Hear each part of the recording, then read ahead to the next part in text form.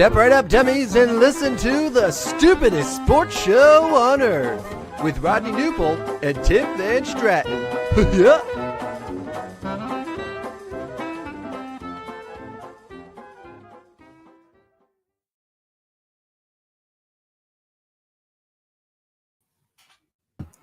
Well, hello, dummies, and welcome to episode number 148 of the stupidest sports show on earth. My name, as you all know, is Tim Booger Van Stratton, not to be confused with Tim Boog Van Stratton. I'm joined by Rodney Newpol, who he's got the con jersey back behind him. He's fired up. He's ready to go. We're ready to go. We've been off for a week. Welcome back. How are you? Yo, what's up, man? It's good to be back. Missed you over the week, and here we are. Episode 148. We're closing in on that 150. Talking to somebody I just met today, and I told them, I'm like, well, I got a podcast tonight. Oh, you do a podcast? They're like, that's so cool. And I was like, well, actually, yeah, we were almost 150 episodes in. Oh my gosh, they were so amazed. So we're celebrities, apparently. That's I feel like everyone has a podcast. Yeah. But like not everyone has the stupidest podcast. Yeah. Did you tell her what the name of the show was? Or I was like, well, like we don't really take it all that serious. It's literally called the Stupidest Sports Show. And sometimes if we have to, like 90 minutes before the show, we just say, we can't have a show tonight. So, it is what it is. But, it was interesting to see their response. They were blown away. Well, I'm glad that we could be heroes for someone. Yeah. It means a lot. It's like the people at Morton High School who dressed up like us at a basketball game. That is correct. We still never had them on either. I should still have them on it. Never got the answers that I was looking for to why. Just why did you make that choice? Yeah, we might have missed the boat on that one. But anyways, It is nice to be back. I do have Con here. The room that I was in for a while is pretty warm in the summer. Mm-hmm. It's not air conditioned, and that part of the house isn't because it's a sunroom, it's a side room, whatever. But so I came back to my normal office. Hopefully the internet connection is good tonight. Fingers crossed. Well, let's start off the show here. We got a lot to get to. First of all, 104 days to the NFL. Just wanted to throw that out there.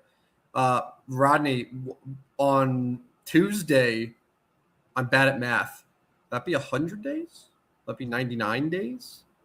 Well, Friday, that'll be 100 days. 100 days 99. Exactly. No, 99. What? Friday's going to be 103. 99. Saturday's 102. Like Sunday's 101. Monday's 100. Tuesday's 99. It's not my specialty. I'm gifted in other ways, like talk.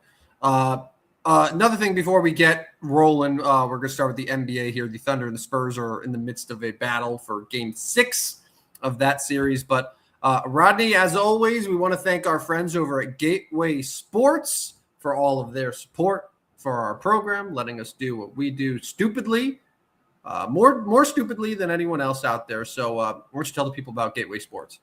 Yeah, if you love sports at every level, there's only one place you need to be. That is Gateway Sports. It's covered all from the preps, college, and the pros. Real coverage, real voices, real passion for the game.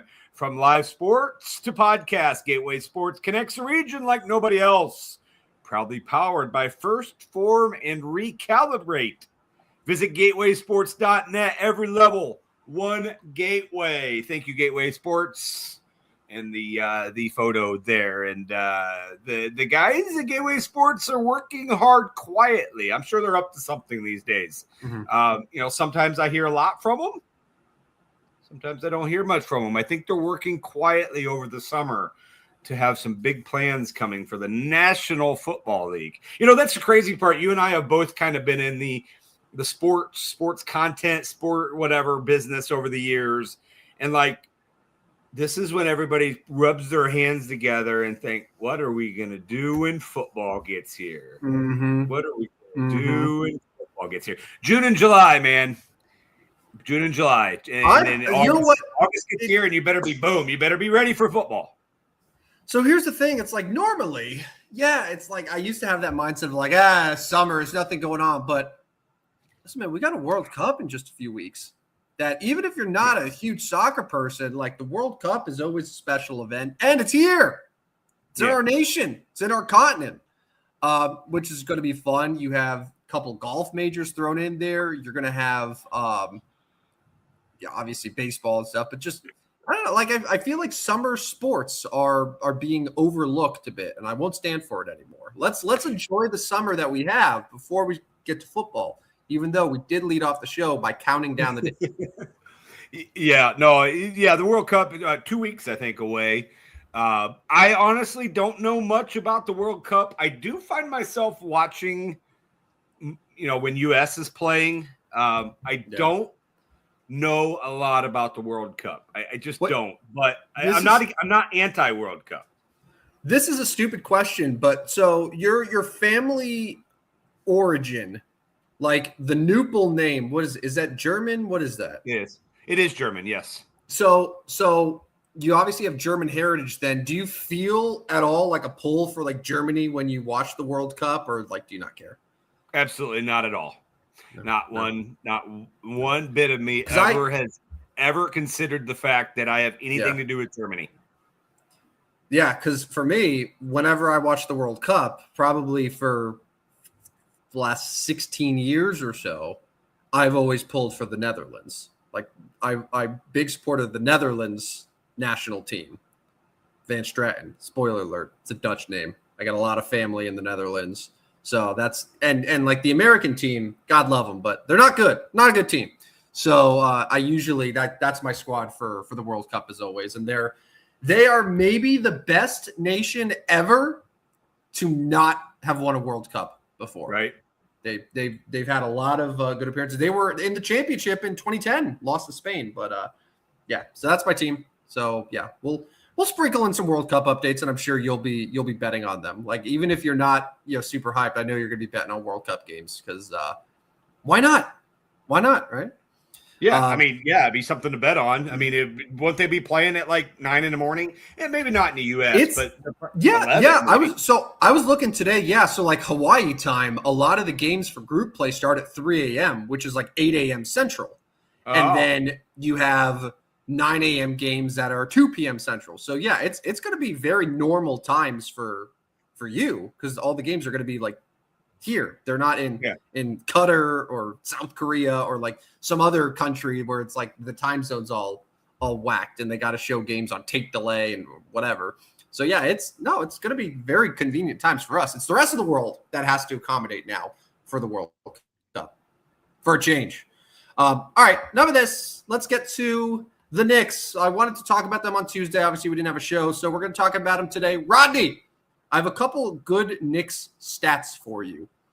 Let's hear them. They're both related to point differential, but I want to get your thoughts here. So over the last 11, I think it was 10 games before game 6, or before game 4, where they had a plus 225 point differential. So this was from game 4 in Atlanta through game 3 against Cleveland. Yes. Where they had a plus 225 differential. It was the largest in NBA history, regular season or playoffs, over any 10-game span. And then you add on, what did they win game 4 by? Like they won that one by almost 30. That was a blowout as well. So their last 11 games, the New York Knicks have had basically, by the numbers, the best 11-game stretch of any team in the history of professional basketball. Okay. That's pretty good. It's not bad. Here's another one, though, that just caught my eye that I wanted to throw your way. The Knicks, through their first 14 playoff games, because they've played 14 games, they have a point differential of plus 271. Not only is that the best point differential ever of any playoff team through 14 games, but all 7 teams that are directly behind them won the NBA championship that year. All right. So the previous record was the 2017 Warriors. That was Kevin Durant's first year in Golden State. They had a plus 237 differential. Then you have the 1987 Lakers, the 71 Bucks, the 96 Bulls, the 86 Celtics, like powerhouse teams. And what's funny, it's the 2016 Cavaliers were also on there. The 2016 Cavaliers, who, despite getting down 3-1 in the finals, ended up coming back and winning. So the Knicks, does this at all change the perception here that the Knicks might not be the heavy underdogs that I think people are going to assume that they're going to be, regardless of whether they play San Antonio or OKC? Because I can tell you right now, if San Antonio gets to the finals, I think I'm picking the Knicks to win. Yeah, I mean, so they're going to be underdogs, I think, regardless. I think San Antonio would be favored. I think I know the Thunder would be favored. But yeah, I don't think I think it'll be shorter odds than yes, most people will think. And the Knicks have a legitimate shot at winning the NBA Finals. They really do. And I mean, maybe that sounds easy, maybe it sounds simple, but with 11 straight wins, like there's no doubt they have. I mean, what are their weaknesses? Like, they seem to be deep. They hit shots. They have good guard play. They can score inside. Yeah. Like I don't know, man. I think they have a great shot. Does the Mitchell Robinson broken pinky news today change the math at all? Like, he's got to play, right? Like, he's got to play. It's not like he needs to take jump shots. I mean, the only problem is if I'm OKC or San Antonio, whenever Mitchell Robinson's out there, I'm fouling and putting him on the line. Yeah. So, but like besides that, like I think he could still go out there and pull down rebounds or block shots, even if he has a broken pinky. Like, you got to play, man. You got to play with it. Lay the ball in the basket if he has the opportunity. But yeah.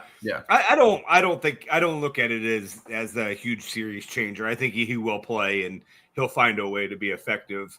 And I guess I'm a little concerned because the Spurs obviously are using Wemby to beat the Thunder, and I don't know as if the Knicks necessarily have. I mean, obviously the Knicks don't have a Wemby, but can they score enough inside? Because here's the thing, because Karl Anthony Towns, because he's not a traditional center who can play a little bit outside, that is going to bring Wemby outside and sort of remove him from the paint, because otherwise it's going to be Cat uncontested. Like, that's such an advantage that the Knicks have. That is a specific advantage that they have against the Spurs too.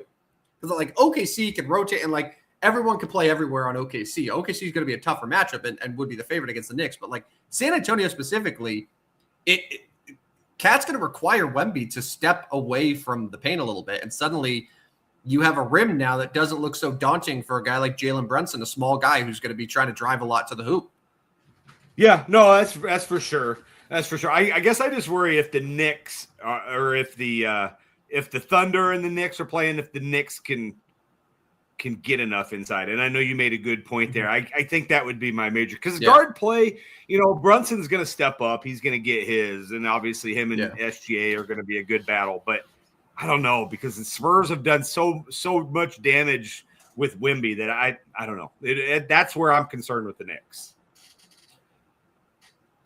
Do we need to think about, like, is there, like, I'm trying to figure out the words for this. Like, a huge difference this year with the Knicks is their rotation just hasn't been run into the ground the same way that Tom Thibodeau used to do it. Like, Mike Brown, I think deserves a lot of credit here, but just like thinking about the finals, like, I feel like this is probably a time to run your starters into the ground a little bit. Like, Jalen Brunson probably needs to be on the court like 46 of your 48 minutes.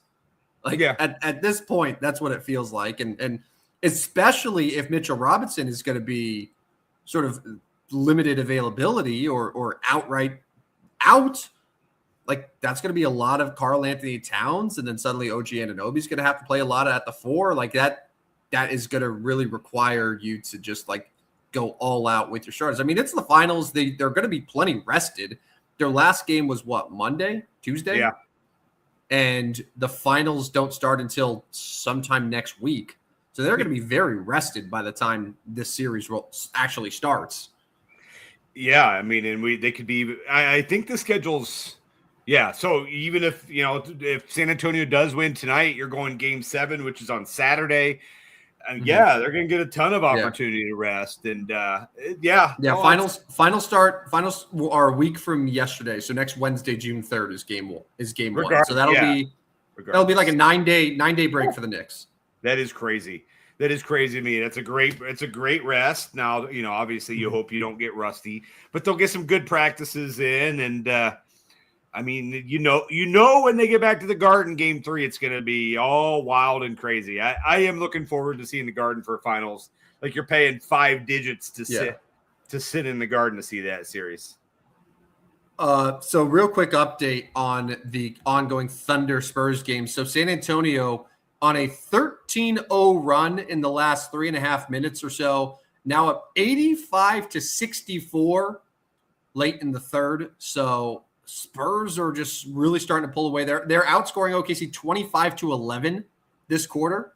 That's what's crazy to me too. Like a young team in San Antonio being able to hold leads in halftime and put their foot on the gas and not let a championship squad like OKC creep their way back into a game. Like that is so impressive. Like this Spurs team is just so mature for considering how young they all are. Yeah, and a young coach, a young inexperienced coach too. Really, I don't think he's had a lot of. He didn't. I don't remember his background, but I don't think he's had a ton of experience, right? No, I'm assuming he's just been an assistant under Pop for a while. Yeah. I don't know how long he was one. Yeah, but no, it's been good. So it looks like we're gonna get a Game 7, and that'll be fun Saturday. Oklahoma. I talked about the Garden be all jacked up. It was interesting today. Tyrese Halliburton. Now, I think he may have been trolling a little bit, but Tyrese Halliburton mentioned on I think it was Pat McAfee that he thought Oklahoma City had the best home court crowd, not Madison Square Garden. I think he was trolling. I think he was trolling New Yorkers. It's possible, but you know what? Like, the Garden's going to be rocking, but when I think about the Knicks, I'm not thinking about the Garden itself because the tickets are going to be so expensive. It's going to be tens of thousands of dollars to get in that arena. I feel like the Knicks fans are the ones that are outside the arena in the event that they win. Like those are the ones that I associate with just the crazy fandom. But OKC, all the fans are in the building. So I kind of understand what he's saying. Now, it could just be trolling, but if he wasn't, I do see a valid point that he was making. Yeah, you're right. The real Knicks fans are on top of the light poles on Times Square. So this might be controversial here. Maybe not. But America should be rooting for the Knicks regardless of who they face in the finals, right? I think we need to see we need to see what Knicks fans do to New York City in the event of a championship here. The problem, I think I'm good with it. The problem is Boston, Philly, Chicago, probably maybe even LA, are probably no, we don't want New York to win. Well, right? LA absolutely. I can tell you this. I have a deep dislike for the Spurs that was just starting to finally go away because they've been sort of gone. But the Spurs, obviously, they had a long run in the West, and they basically, if it wasn't for the Spurs, who knows how many titles the Lakers would have in the 2000s. Yeah. So the Spurs definitely are a team that I just have a natural disdain for. The Thunder, it's unethical hoops. So I'm rooting for the Knicks for sure. Now, you make a good point with Boston and Philly. I don't think Philly fans are going to be super pumped to see New York win a championship when they can't even get past the second round. So I understand it there. So unless you are a very deep rival of the Knicks specifically, I think you should be rooting for them in the finals over OKC or San Antonio, especially OKC. Because let's be honest here, it's unethical and it's wrong. Yeah, I'll be cheering for the Knicks, and I don't know if it's because they haven't won one. I don't have a hatred for the Knicks. I mean, part of that is I don't necessarily have a number one NBA team. I've just kind of always followed the NBA and never really had, I guess. Now I've got Charlotte, but if I was a true Chicago Bulls fan, I probably would be cheering for Oklahoma City because like Bulls Knicks hated each other, right? Like that rivalry, the Ewing years, like nobody liked the Knicks. So it'll be fun. I'm looking forward to Wednesday's game 1. It'd be more fun if it was the Spurs. I'll be honest. As much as I had a disdain for the Spurs, I'm definitely rooting for them to beat OKC. I want to see Wemby in the finals, and I want to see Spurs Knicks. Like that would be so much fun. And I feel like that's a series where it's like, I think you're really going to have people conflicted as to who wins that series. And like, that's fun. Yeah. Like, I don't want OKC to come in there and then win this series in 5 games. Like I don't want that. All right. Did you see the other NBA news today? Well, you mentioned it in our group chat a little bit. I did not get a close look at it. Maybe explain it to me and the listeners, and we can discuss. Yeah, so the Board of Governors, which I'm pretty sure is just code for all the owners, officially passed a new lottery system that will go into effect next season. So this is a 3-2-1 system is what they're calling it, designed to eliminate incentives for teams to prioritize their position in the draft over winning games. Basically, it's their anti-tanking measure. So what this will now do is that if you are one of the bottom 3 teams in the NBA, you have a worse chance to win the lottery than the teams that are 4th through 10th. So okay. I don't know. I don't remember who the worst teams were this year. Was it like Indiana and Brooklyn or whoever? So so under the current system, those 3 teams all have a 14% chance. The new system, they'd only have a 5.4% chance of getting the number 1 overall pick. Then the teams that are 4 through 10 would all be at 8.1.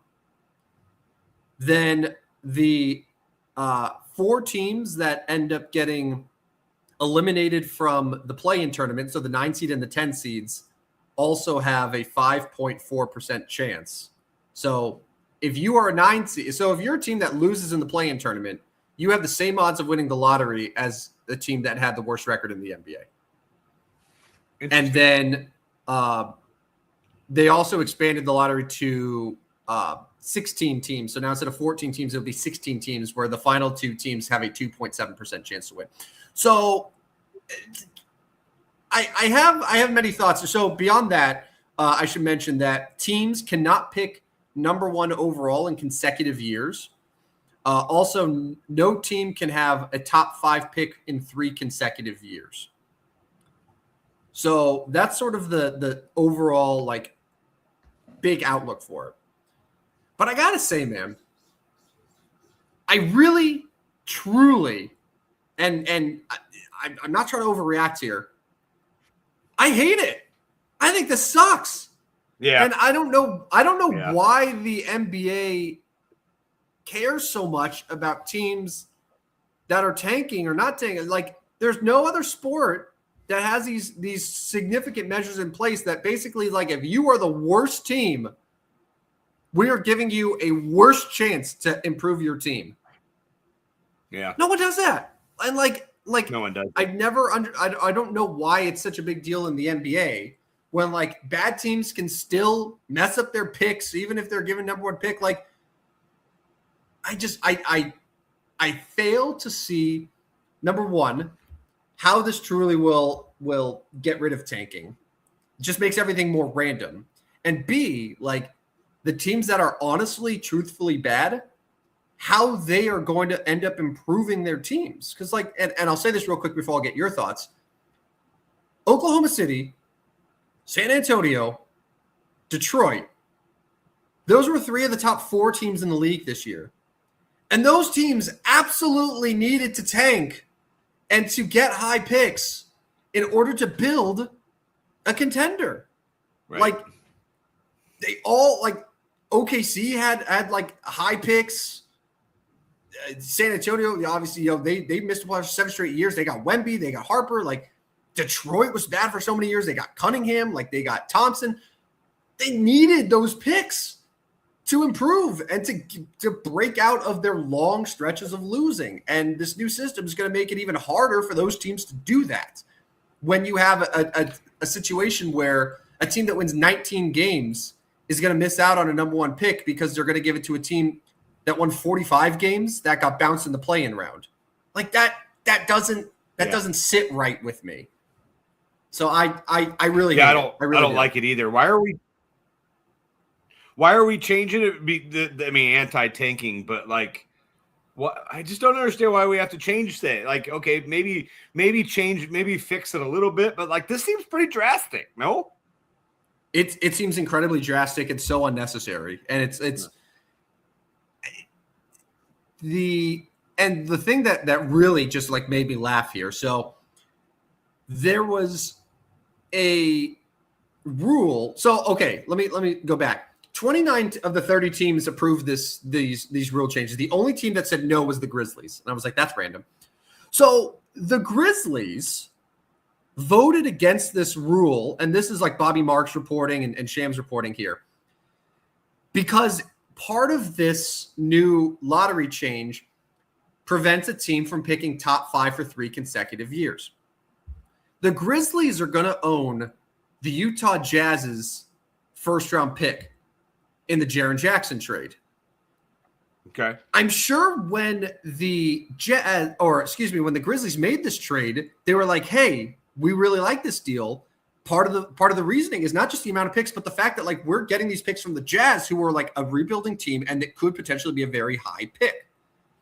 But because the Jazz have a top 5 pick this year, their third year in a row of having one, their first round pick in 2027, which could be going to Memphis, will now not be in the top 5 under these new rules. Right. So like if I'm the Grizzlies, I'm saying, well, hold on a second. We made this trade and we agreed to trade a pretty important player, assuming that this pick could be a top 5 pick. Yeah. And now, through no fault of their own, it's not going to be. Like that is insane to me that this rule isn't like it's preventing the teams that currently own the pick from getting a high pick, because it's just looking at, well, who originally owned it. Like, because it was the Jazz's pick, it counts against this rule, even if the Grizzlies are the ones who would own it. That doesn't make any sense to me. So I hate all of it. Either. You would think those teams would be throwing a big fit right now.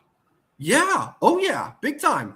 Big time. If I'm Memphis, I'm livid right now. I'm livid at the idea that like we decided that Utah was going to be our trade partner. They probably have multiple suitors. We decided Utah specifically because not just the amount of picks, but the potential quality of those picks. And now you're saying that the quality is guaranteed to be outside the top 5 because Utah has been bad the last few years. Not Memphis, Utah. And the Grizzlies are the ones that have to pay for it. It makes no sense. That sucks. Yeah. It makes no sense. I guess I just don't like. I mean, obviously they've been discussing this for a while, but like, why? I don't know. I guess I'm flabbergasted at why they would do this. It just doesn't make any sense to me. Yeah, and also now, and this is another good point. Like in this effort that the NBA has to incentivize winning, if you will, this system now I think gives teams that are in the play-in tournament incentive to lose in the play-in tournament. Yeah. Because let's say you're a team that's on the fringe right now. You know you don't have a chance to win a playoff series. You lose, and you have the same odds of winning the lottery as a team that was the worst team in the NBA that year. Makes no sense. Like you don't have a whatever percent chance that it was like 1% or something ridiculous. Like, no, you're gonna have a 5.4% chance. Like, yeah, you're gonna have the same as the bad teams, like the really really bad teams that won 20 games this year. Like, if I'm that, I'm thinking I'd rather be that team with a chance to win the top pick than to get my ass kicked in the first round by a 60-win team. So they've like transferred the incentive to lose to different teams. They just jumbled it around and just made everything more random. And like, I don't think they actually ended up tanking whatsoever. Like, yeah, no, it's going to be interesting to see how it plays out. Yeah, I cannot stand it. It's such a disaster. It's really, really bad. All right, real quick hockey. It's just not just enough with the Knights. I should have probably prefaced this by saying the Colorado Avalanche unquestionably are the biggest gutless choking dogs of the month. Yeah. I think of the month for sure. Yeah. I mean, that's going to be hard to top, right? I mean, it's going to be hard to top for the year, right? No? Yeah, well, boy, Yannick Sinner today might be the gutless choking dog of the year with that upset. But, yeah, team sports-wise, like, I was trying to think back to some of the other hockey series. Like, do you remember a few years back where Tampa Bay had the best record in the league and then they got swept in the first round by Columbus? Like, that was an ultimate gutless choking dog performance. The Bruins, when they had a historic year as the President's Trophy team and they got swept by the Panthers. So, like, there is precedent for it. But what's insane to me is that this is a Vegas Golden Knights team that I've said before, lost more games than they won in the regular season. I just need to throw that out there. This is a sport where you can lose more games than you win. Not just make the playoffs, but win your division by doing so. Take advantage of playing your weak division in your first two rounds. And then face an Avs team that, well, I mean, there's no excuse for what Colorado did. I just like, it's beyond comprehension that Colorado was just that pathetic where the entire season they were by leaps and bounds the best team in the league. It's insane. And I know they were banged up, obviously, but like not even winning a game without your bet. I mean, like you couldn't muster any wins. And honestly, were they even all that competitive? Like, weren't they losing pretty much all four games? Yeah, first game they got down and they tried to stage a comeback, couldn't do it. Second game I think was very similar. Yeah, like they were anemic, man. Like they didn't score. They, Vegas just and it's not like Vegas was like scoring all over the place. Like it was a very low scoring game, but like Colorado just had no answers for them. And Vegas has the recipe of they're a team that has a ton of high end like talent. Like their first couple lines are just insanely stacked. They're playing hot under a new coach, so they just clearly needed a new voice. And Carter Hart has been super hot in the playoffs. And like you have all of these factors together, and just everything is possible. And it's clear that they're a better team than their record indicated in the regular season. But like, man, if this was a normal year, like Vegas could have missed the playoffs. Like they again, they lost more than they won. And here they are in the Stanley Cup final. And I'm not ruling out Montreal yet, even though at the second I said they are going to win the series, they lost the next three games.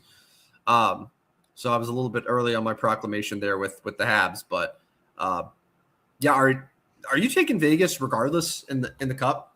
Where are you at? I don't think so. I think Carolina is just much better than they are. I think Carolina wins it. We'll get to best bets here in a bit. That's going to be my pick. But I think Carolina wins that series easily here. And then I'll still go Carolina. I know the Vegas Knights are so on fire right now.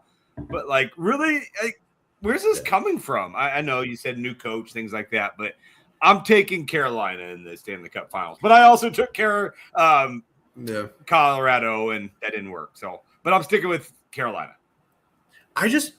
How can Vegas have like it seems like they have 9 guys that are all like all-star players. Like it's like how can they have Jack Eichel and Mitch Marner and like all of these like huge name players that are all together? It's like how do we let this happen as a league? Right. How do we let Vegas do this? I don't get it. All right, on to lighter news. Major League Baseball labor negotiations. Did you see this today, Rodney? I saw a little bit of it, yeah. But again, explain to me. All right, so if I memory serves me right here, yesterday was the Players Association sharing their first sort of like their first attempt at a deal starting for next season here. So let me pull up the official sort of stats here. So the MLBPA is looking for first of all, they're okay with the salary floor. Yeah. They've set the floor at 150 million. And if you don't reach the 150 million, there's a competitive integrity tax for any team. So you have to pay a tax unless you get to the 150 million. So you either have to spend more money or you spend more money. Minimum salaries, in addition, would increase from 780,000 to 1.5 million. So basically double. And then the base tax threshold would go from 244 million to 300 million. So increasing the amount. So because basically like they want teams that are in the 200s right now that are sort of flirting with the luxury tax now to feel comfortable spending more money. So they raise the tax. So that's where the players came in. Today was the league response, the owner's response. So here's the good news, Rodney. The owners are like, yeah, cool. We're good with the salary floor. And they set the salary floor at 171 million. So it's actually 20 million more than what the players suggested. However, for the first time in a little over 30 years, they also have brought up a salary cap, which includes player benefits with a ceiling at $245 million. So floor of 171, cap of 245. Revenue sharing would go officially 50-50 split. A big thing that MLB wants to do is to have like everything media centralized, get rid of lockouts. Like everyone shares the revenue equally, which is not the case right now when you look at some of the big TV deals that the Dodgers have and whoever. So assuming that those are the numbers, let's just say the Players Association, which isn't happening, by the way, but let's say the players were like, deal, love it. Currently, based on this year's payrolls, 12 teams would have to increase their spending. 8 teams would have to shed their payroll. So 2/3 of the league would have to significantly alter their payroll to meet these new requirements. Cardinals, by the way, were one of the teams. I think Cardinals are sitting right now at about 90 million. So the Cardinals next year would have to add $80 million in payroll in order to hit the floor of 171. That's crazy. It's a lot. It's a lot. And, a team like the Dodgers would have to cut like, I don't know, 120 million, something around there. It's a lot. My guess is if in the universe that this ever happened, like this would have to be slowly implemented. Like, I don't think you can ever get all the teams and players to agree like, oh, this is going to go into effect immediately. All teams must either shed or add tens of millions of dollars. Like, I think it has to be a gradual process regardless. But the player response today to the owners was very, very much, yeah, a cap is not happening. Like the floor, like we're aligned on the floor, but that's it. Like, and I think that you are only going to see things get uglier as we go on. So what are your initial thoughts here? Just hearing both sides of the coin here, like the first proposals from each side, like what's your first gut reaction? Well, I mean, the label says it best. We're coming to a lockout, right? Like, it seems like the numbers are. I mean, like you putting in the factor that you told me the Cardinals would need to add 80 million, almost double their salary. That's not happening. Yeah, that's not happening. That's not happening. The Dodgers aren't going to be like, yeah, we'll just shed 120, right? Like that's not happening. So, unfortunately, yes, lockout. I don't know. Like, and here's what I can't stand about this. They're probably not going to meet again for like another 3 months, right? Yeah, probably not. We're not. This That's is what drives me such an crazy. awful proposal. Like we're not even going to waste our time with this until August. Yeah. Yeah, and then they're going to be like, okay, so now we're going to start negotiating what we talked about in May, in August, and they get nowhere. Like, honestly, and I say that for like our government. Like when there's a government lockout, they should be there every single day. Like you shouldn't be taking the time off.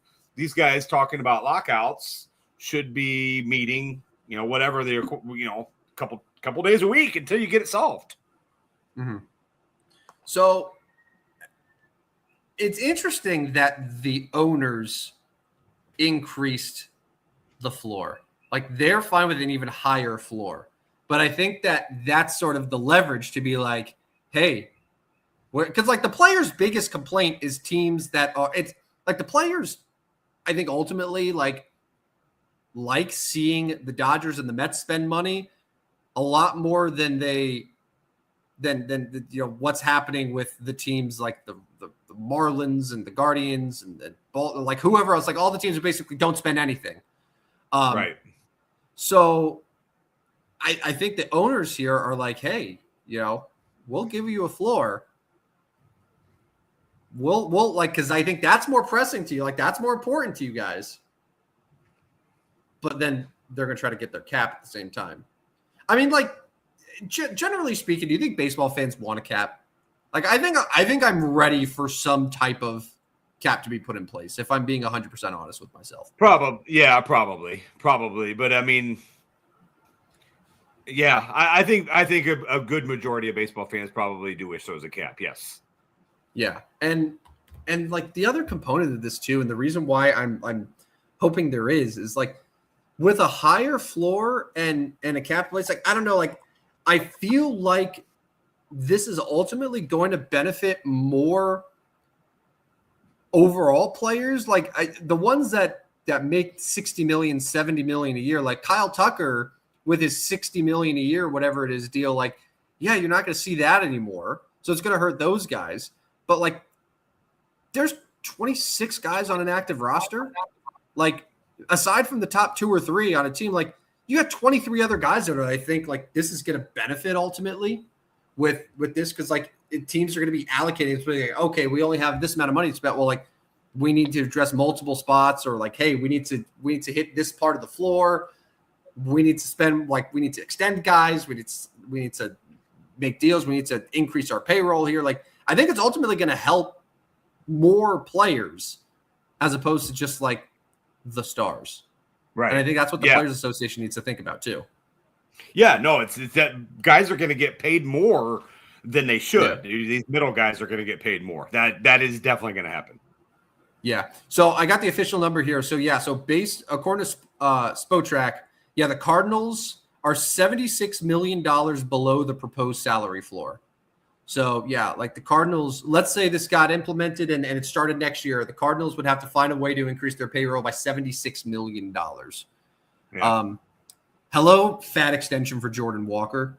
Hello, like that's like, yeah. And that's the thing. Like, I think a lot of people assume it's like, oh, these teams, then they're going to just blow their money on a bunch of free agents and overpay them. Like, no, they can also extend guys who like, and that's been a huge issue before where you as teams, like they have these great young players, they develop them, they're good for a few years, but then their fans know like, oh, great, we're going to have to trade them because we're not going to be able to pay them free agency. But like now you have to almost work out these extensions with your young talented players just to make sure that your salary is $170 million. Like that's a good thing. Fans love that. And like you don't have to blow it on crap free agents.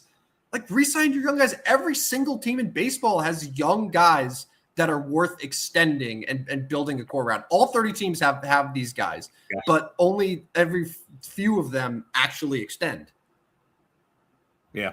Yeah, no, but I think your line here comes the lockout is what I see most out of the news today. Hopefully they do meet soon and they kind of keep coming again because nobody wants a lockout. Like, come on, we don't want no baseball. Come on. No. In other news, Aaron Ashby's now 9-0.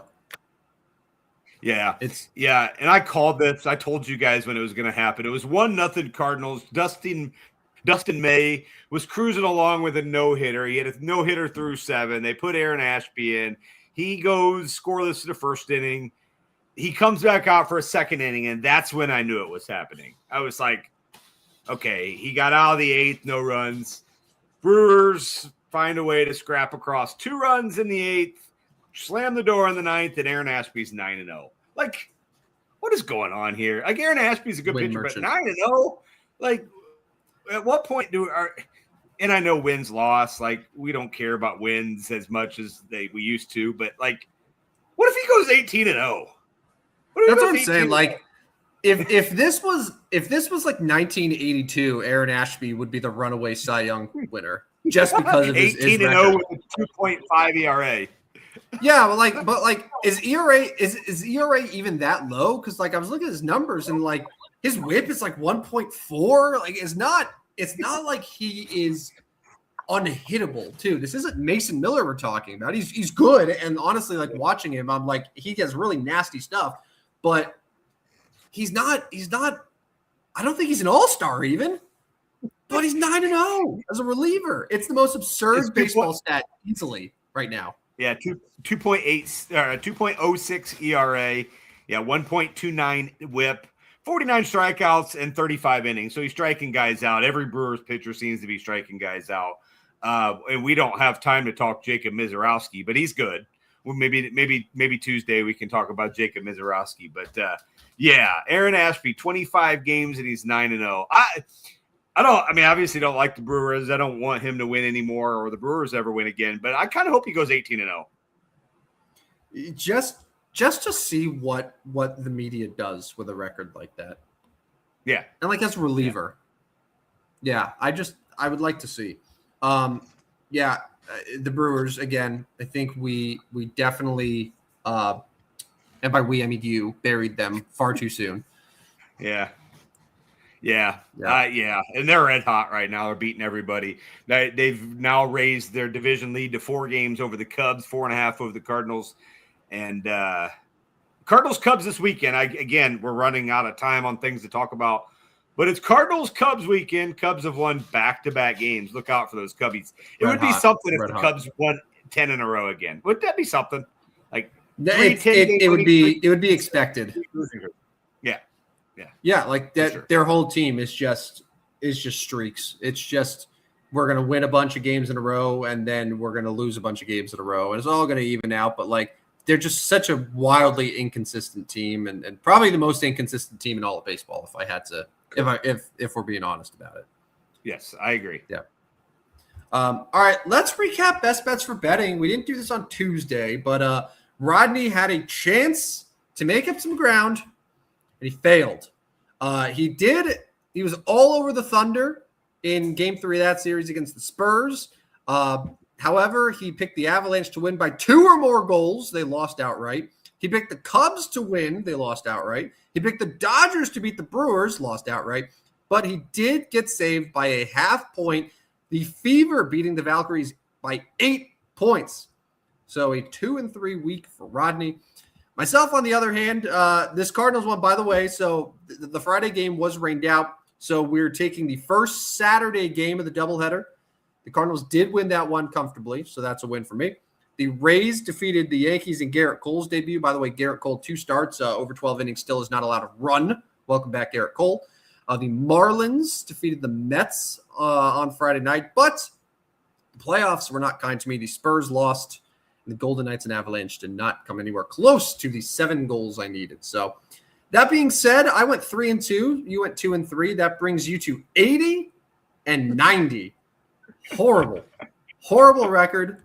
I am 86 and 84. So now I have a 6-game lead in the Bees for Bees. And I got to say, man, you need to start making up ground fast. All right, here we go. Hurricanes -1.5 tomorrow. +110. Hurricanes win easily. Padres beat the Nationals tomorrow. Marlins with Max Meyer 5-0 beat the Mets. Brewers over the Astros because why not? Brewers always win. And Dodgers over the Phillies because It's the Dodgers. I don't even have to give an explanation. I'm 80 and 90. Nobody cares about my explanation anyway. That is my best bets for betting for May 29th. All Friday games. No NBA. There's some WNBA, but I'm not going to go. I mean, do we have Game 7? I mean, Game 7 will be Saturday. Who are you going to take, OKC or San Antonio? We don't have a line yet, I don't think. No, I don't think we have a line either. OKC, by the way, will not win today. San Antonio is up 110-84. So a 26-point lead for San Antonio with 4.5 minutes remaining. Empty the benches. This one's done. SGA was 6 of 18 from the field. Let's see for the Spurs. Wembanyama, 28 points, only 10 boards, but he's good. He's a good player. How about this? How about the Spurs absolutely taking it to OKC with De'Aaron Fox only having 5 points on 1 of 9 shooting? That's pretty wild. And again, you mentioned it earlier, just the young, composed San Antonio team was not fazed by having their backs to the wall. And Game 7 is going to be fun.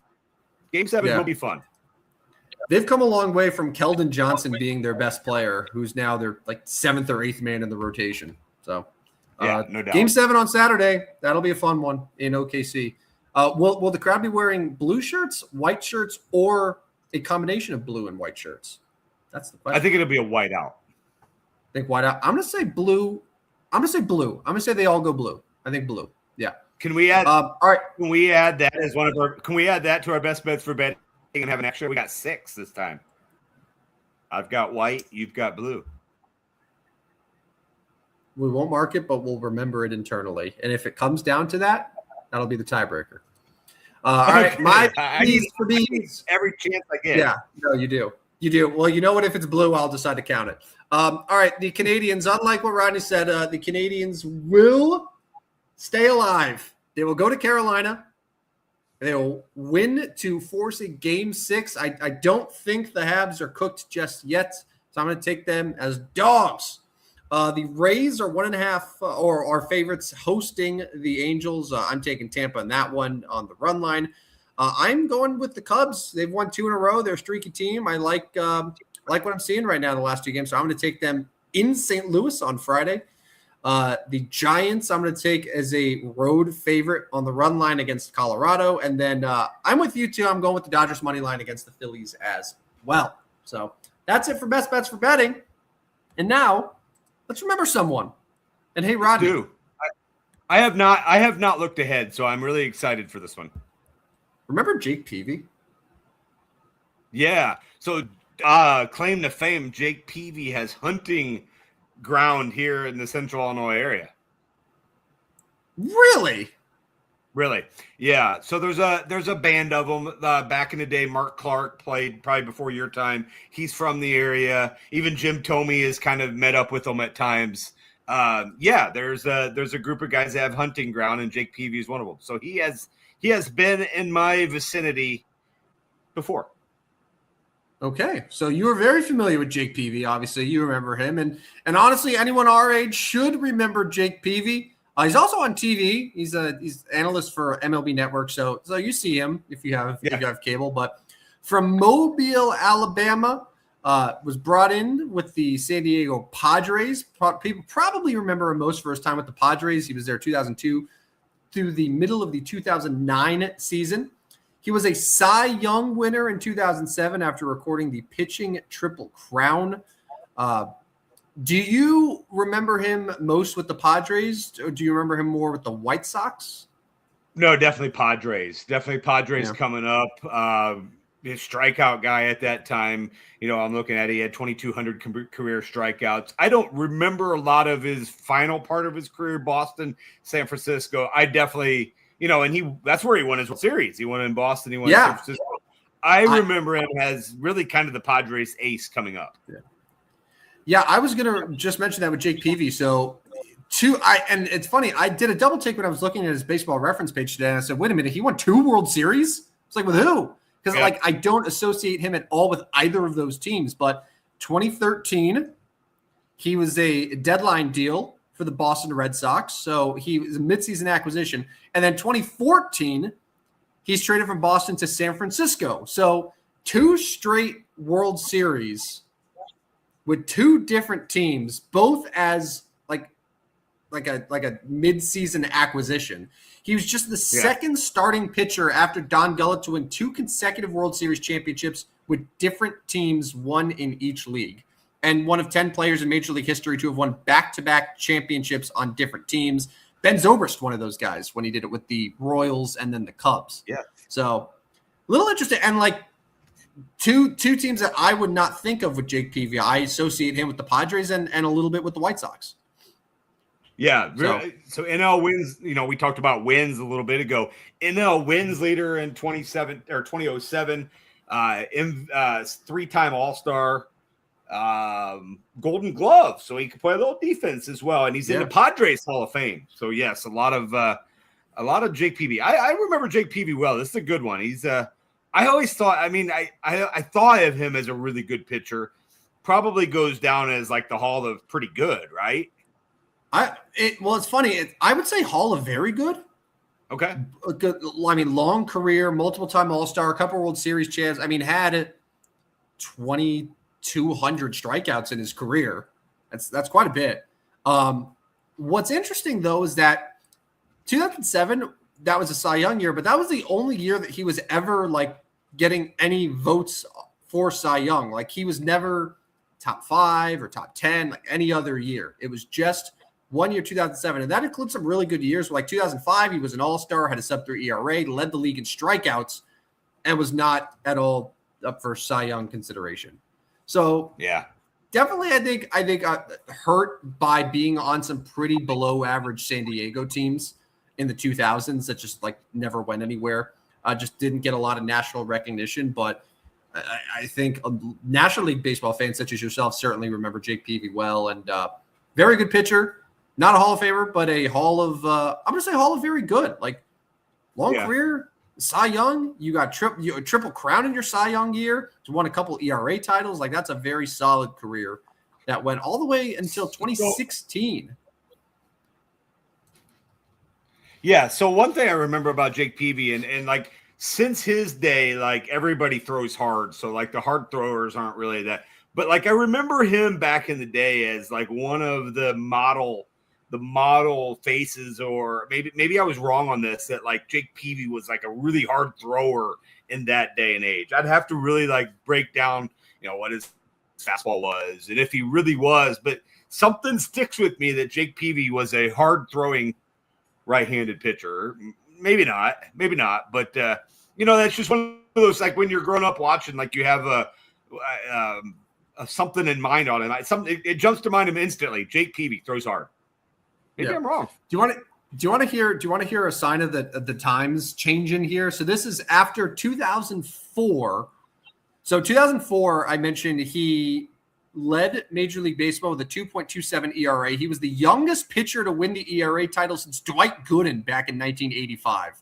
173 strikeouts. Really just like became the young ace of the Padres.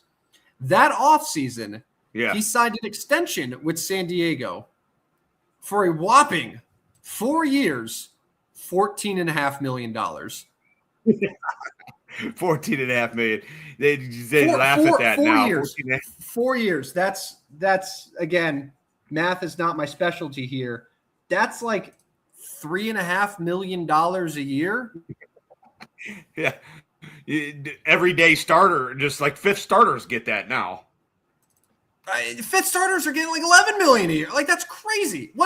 Rodney? What is Miles Michaelis making from the Washington Nationals this year? Oh, that's a great question. Let me pull that up before we log off tonight. Miles Michaelis. Okay, so Miles Michaelis got 1 year, $2,250,000. So like. So Jake Peavy got like $1.5 million more than that after winning the ERA title and establishing himself as one of the best young pitchers in baseball. And actually, that number for Miles Michaelis is surprisingly low for me, just because I thought he probably got more being a veteran and having a year or two of good season. But that is crazy. Times are changing. Yes. Now he did get an extension after he won the Cy Young 4 years, $52 million. At the time, the largest contract in Padres history. 4 years, $52. I'm pretty sure they paid Manny Machado $300 million about a decade after that or so. So, again, crazy money. Quite a bit in baseball. All right, let's get out of here. Shout out to the Spurs forcing a Game 7. That'll be on Saturday. Lots of good sports this weekend between the NBA, between the NHL. Next week, we're going to be talking Stanley Cup Final, NBA Finals, more baseball. Lot to get to, and we're excited. But thanks to everyone who hung out with us tonight. Couple notes. Make sure to follow us at Stupid Sports Show on Twitter. And you've probably noticed there's a QR code in the corner of your screen. That takes you to Rodney's Substack, where even though his record on this show is not all that good, I promise on Substack it is much better. He is giving you free picks daily right to your inbox. So go sign up, get those emails, and win some cash with the Rod Dog. Yes, need to be better than I have been in May, but still through 5 months I'm ahead. So that's the point. If you followed it, and if you followed it since the beginning, you're way up. So yes, follow on Substack on that little code up there. And next time we're back is Tuesday. Tuesday, where we will have an NBA final to discuss, potentially a Stanley Cup final to discuss, assuming that we don't go 7 games with this Carolina series. So don't sleep on Montreal. I'm not giving up hope yet. Not giving up hope. You never had hope. You didn't think they would win a game. So, and then they won one. Then they won one. I proclaimed them series winners, and then they haven't won since. So we're both just on fire. All right, let's get out of here. He is the legendary Rodney Newpol. I am Tim Booger Van Stratton, and this has been another edition of the Stupidest Sports Show on Earth. See you guys. See ya. Step right up, dummies, and listen to the Stupidest Sports Show on Earth with Rodney Newpol and Tim Van Stratton. Yeah.